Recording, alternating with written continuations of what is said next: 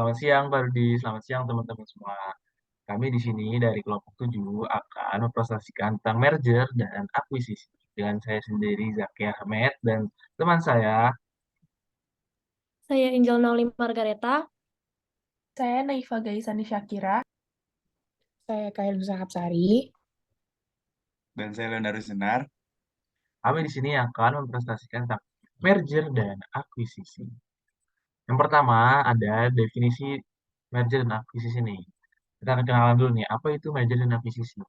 Merger dan akuisisi adalah konsolidasi hukum dari dua perusahaan menjadi satu, di mana kedua perusahaan bekerjasama secara setara dalam merger.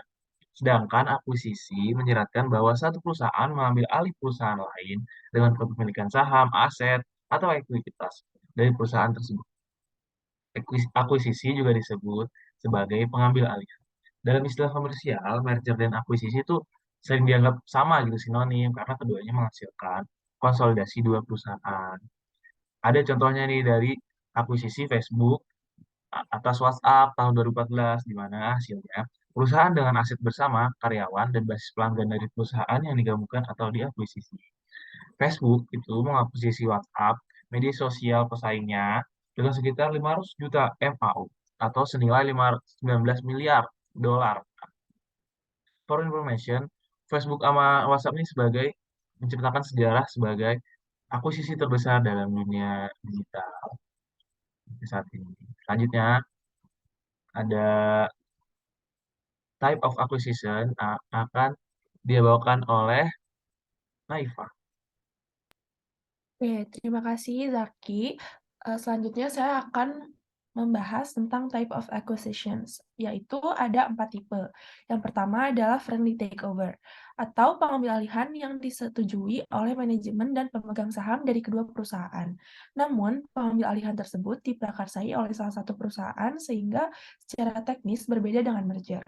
Contohnya adalah akuisisi Facebook atas WhatsApp.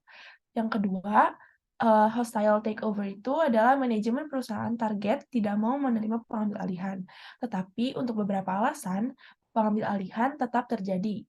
Untuk metodenya, termasuk juga menawarkan harga jauh di atas nilai pasar perusahaan, meyakinkan cukup banyak pemegang saham untuk memilih manajemen yang baru dan bersahabat, atau membeli saham secara langsung, atau juga melalui perantara untuk menguasai perusahaan. Contohnya yaitu akuisisi Oracle terhadap PeopleSoft.Inc. Yang ketiga ada reserve takeover, atau pengambil alihan perusahaan publik oleh perusahaan swasta, sehingga perusahaan swasta dapat go public melewati proses yang kompleks itu tersendiri.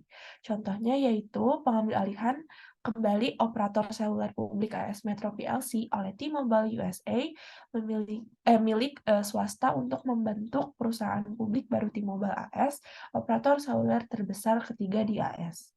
Yang keempat, ada backflip takeover, atau pengakuisisian yang menjadikan dirinya sebagai anak perusahaan dari perusahaan yang diakuisisi. Biasanya karena nama merek perusahaan yang diakuisisi lebih dikenal.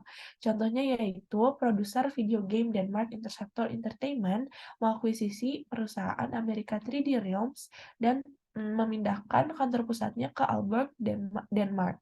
Kemudian melanjutkan bisnisnya dengan nama 3D Realms. Selanjutnya akan dijelaskan oleh teman saya, Eka. Oke, makasih Naifa. Sebelumnya, merger dan akuisisi itu adalah usaha yang kompleks dan untuk melakukan merger dan akuisisi itu membutuhkan biaya yang sangat mahal. Nah, oleh karena itu, perusahaan yang terlibat harus memiliki eh, motivasi bisnis yang jelas saat mau memulai merger dan acquisition ini. Nah, di slide ini saya membacakan motivasi untuk melakukan merger dan acquisition ini. Yang pertama itu untuk menyingkirkan pesaing, lalu yang kedua untuk meningkatkan basis pengguna, yang ketiga untuk mencapai keuntungan skala ekonomi, untuk mengurangi biaya umum, administrasi, riset, pemasaran, inventaris, dan lainnya. Lalu untuk mendapatkan kendali atas bagian yang lebih besar, juga untuk meningkatkan pangsa pasar, meningkatkan pendapatan, meningkatkan diversifikasi geografis, meningkatkan portofolio penduduk, serta juga untuk memanfaatkan sinergi antar kategori produk yang berbeda, lalu juga untuk memperoleh keterampilan dan teknologi baru, lalu bisa juga untuk memperluas ke segmen pasar baru yang menguntungkan, dan pemasaran di bawah merek yang lebih dikenal, juga untuk mengembangkan konsep yang menjanjikan dan mendapatkan akses ke paten konten yang dilindungi dan nama merek yang dilindungi. Nah, selanjutnya akan dibacakan oleh Angel. Oke, makasih ya, Kak. Nah, jadi kan tadi sudah dijelaskan bahwa motivasi untuk melakukan merger and acquisition yaitu untuk memperkuat bisnis dan memperluas ke pasar baru. Ketika dua perusahaan disatukan melalui merger and acquisition, maka ada sifat dan jenis integrasi berdasarkan aktivitas masing-masing perusahaan di mana mereka beroperasi. Strategi integrasi terbagi ke dalam dua jenis, yaitu integrasi horizontal dan juga integrasi vertikal. Yang pertama, saya akan menjelaskan integrasi horizontal. Pada integrasi horizontal, strategi perusahaan yang beroperasi pada tahap proses produksi bergabung dengan perusahaan lain di rantai pasokan yang sama untuk menyingkirkan pesaing atau membangun perusahaan dengan basis pelanggan yang lebih besar dan nilai ekonomi yang juga meningkat. Contohnya dari integrasi horizontal adalah induk perusahaan Facebook Inc. yang melakukan akuisisi terhadap perusahaan yang berpotensi menjadi rivalnya seperti WhatsApp. Selanjutnya ada integrasi vertikal, yaitu untuk mengamankan dan memperkuat beberapa perusahaan di rantai pasokan yang berbeda.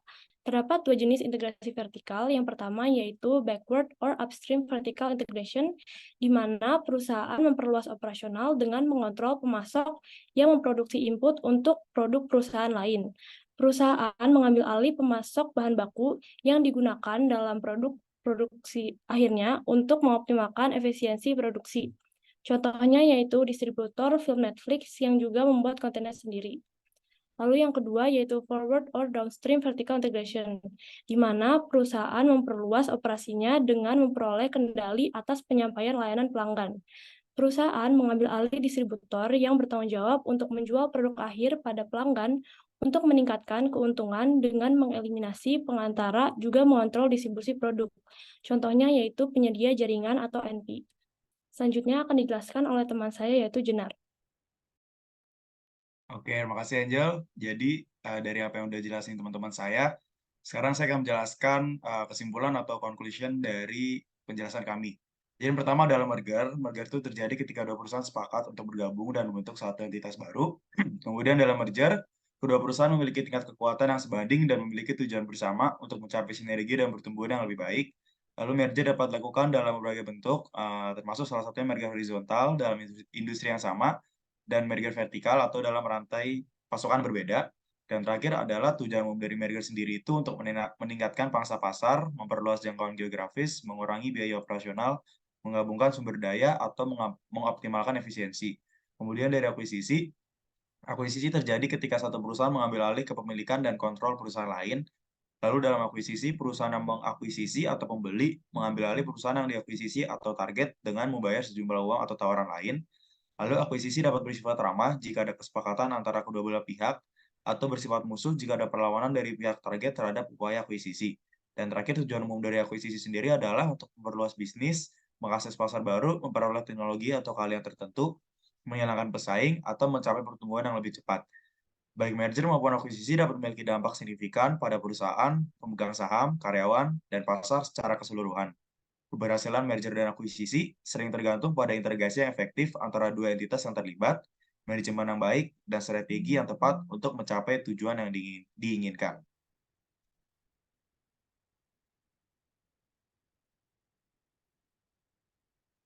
Baik, sekian presentasi dari kelompok kami. Apabila ada pertanyaan mengenai presentasi kami, boleh disampaikan via chatline atau WhatsApp ke salah satu anggota dari kelompok kami. Mohon maaf apabila ada kesalahan kata pada saat kami mempresentasikan. Sekian, terima kasih. Assalamualaikum.